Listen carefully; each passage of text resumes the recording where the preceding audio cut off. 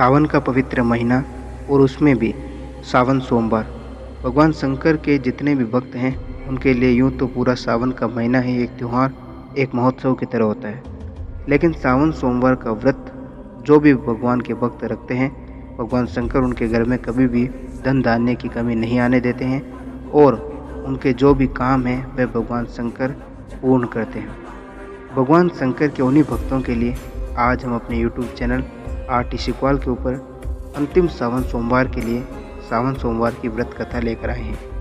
नमस्कार, स्वागत है आप लोगों का हमारे चैनल के ऊपर और मैं हूं आप लोगों के साथ आरटी सीकवाल। तो आज की पवित्र कथा शुरू करने से पहले आप लोग कमेंट बॉक्स में हर हर महादेव जरूर लिखें और हम इस कथा को शुरू करें।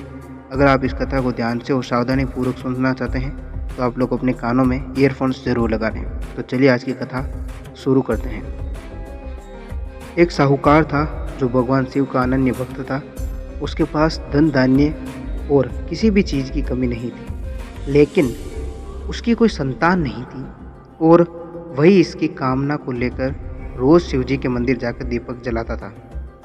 उसके इस भक्ति भाव को देखकर एक दिन माता पार्वती ने शिव जी से कहा कि प्रभु, ये साहूकार आपका अनन्य भक्त है, इसको किसी बात का कष्ट है तो आप उसके अवश्य दूर करना चाहिए। शिवजी बोले कि हे पार्वती, इस साहूकार के पास पुत्र नहीं है, यह इसी दुखी है। माता पार्वती कहती हैं कि हे ईश्वर, कृपा करके इसे पुत्र का वरदान दे दीजिए। तब भोलेनाथ ने कहा कि हे पार्वती, साहूकार के भाग्य में पुत्र का योग नहीं है। ऐसे में अगर इसे पुत्र प्राप्ति का वरदान मिल भी गया तो वह केवल 12 वर्ष की आयु तक ही जीवित रहेगा। ये सुनने के बाद माता पार्वती ने कहा कि हे प्रभु, आपको इस साहूकार को पुत्र का वर दे देना चाहिए, अन्यथा भक्त क्यों आपकी सेवा पूजा करेंगे। माता के बार बार कहने से भोलेनाथ ने साहूकार को पुत्र का वरदान दिया, लेकिन यह भी कहा कि यह केवल 12 वर्ष तक ही जीवित रहेगा।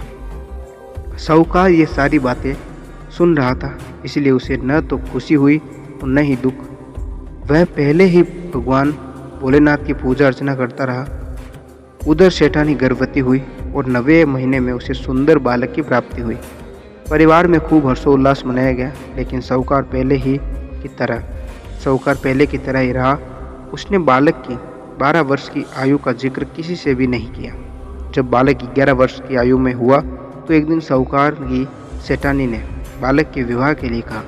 तो साहूकार ने कहा कि वह अभी बालक को पढ़ने के लिए काशी जी भेजेंगे। इसके बाद उसने बालक के मामा जी को बुलाया और कहा कि इसे काशी पढ़ने के लिए ले जाए और रास्ते में जिस भी स्थान पर रुकना हो वहाँ यज्ञ करें और ब्राह्मणों को भोजन कराते हुए आगे बढ़ना। उन्होंने भी इसी तरह करते हुए जा रहे थे कि रास्ते में एक राजकुमारी का विवाह था।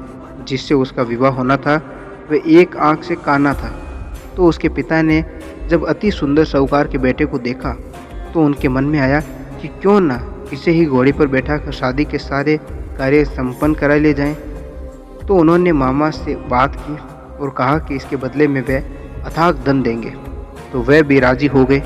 इसके बाद साहूकार का बेटा विवाह की बेदी पर बैठा और जब विवाह का कार्य संपन्न हो गया तो जाने से पहले उसने राजकुमारी की चुंदरी के पल्ले पर लिखा कि तेरा विवाह तो मेरे साथ हुआ है, लेकिन जिस राजकुमार के साथ भेजेंगे वह तो एक आँख का काना है।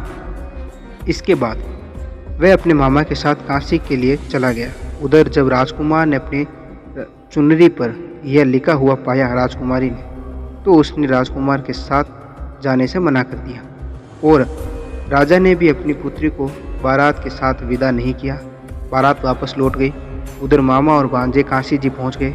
एक दिन जब मामा ने यज्ञ रचा और भांजा बहुत देर तक नहीं आया तो मामा के अंदर जाकर देखा तो भांजे के प्राण निकल चुके थे। वह बहुत परेशान हो गया, लेकिन सोचा कि अभी रोना पेट न मचाए तो ब्राह्मण चले आएंगे और यज्ञ का कार्य अधूरा रह जाएगा। जब यह यज्ञ संपन्न हुआ तो मामा ने रोना पीटना शुरू किया। उसी समय शिव पार्वती उधर से जा रहे थे। माता पार्वती ने शिवजी से पूछा कि यह प्रभु, ये कौन रो रहा है। तभी उन्होंने पता चलता है कि यह भोलेनाथ की आशीर्वाद से जन्मा हुआ साहूकार का पुत्र है। तब माता पार्वती कहती है कि हे स्वामी, इसे जीवित कर दे, अन्यथा रोते रोते इसके माता पिता के प्राण निकल जाएंगे। तब भोलेनाथ ने कहा कि हे पार्वती, इसकी आयु इतनी ही थी, सो वह भोग चुका। लेकिन माँ के बार बार आग्रह करने पर भोलेनाथ ने उसे जीवित कर दिया। लड़का ओम नमः शिवाय करते हुए उठा और माँ भांजे दोनों ने ईश्वर को धन्यवाद दिया और अपनी नगरी की ओर लौटे। रास्ते में वहीं नगर पड़ा और राजकुमारी ने उन्हें पहचान लिया। तब राजा ने राजकुमारी को साहूकार के बेटे के साथ बहुत सारे धन धान्य के साथ विदा किया। उधर साहूकार और उसकी पत्नी छत पर बैठे थे।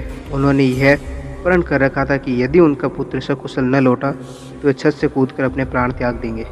तभी लड़के ने मामा से आकर साहूकार के बेटे और बहू के आने का समाचार दिया एक लड़के ने, और सुनाया कि वह अपने मामा और एक बहू लेकर आ रहा है, उनका बेटा। यह समाचार सुनते ही उनके माता पिता बहुत खुश हुए और उन्होंने शपथपूर्वक कहा। तब तो दोनों को विश्वास हो गया और दोनों ने अपने बहू बेटे का स्वागत किया। उसी रात साहूकार को स्वप्न ने शिवजी के दर्शन हुए और कहा कि तुम्हारे पूजन से मैं प्रसन्न हुआ। इसी प्रकार जो भी व्यक्ति इस कथा को पढ़ेगा या सुनेगा उसके समस्त दुख दूर हो जाएंगे और मनोवांछित सभी कामनाओं की पूर्ति होगी। भगवान शंकर की ये कथा आप लोगों को कैसी लगी आप लोग कमेंट बॉक्स में ज़रूर बताएं। मिलते हैं हम आप लोगों से अगले वीडियो में, तब तक हर हर महादेव।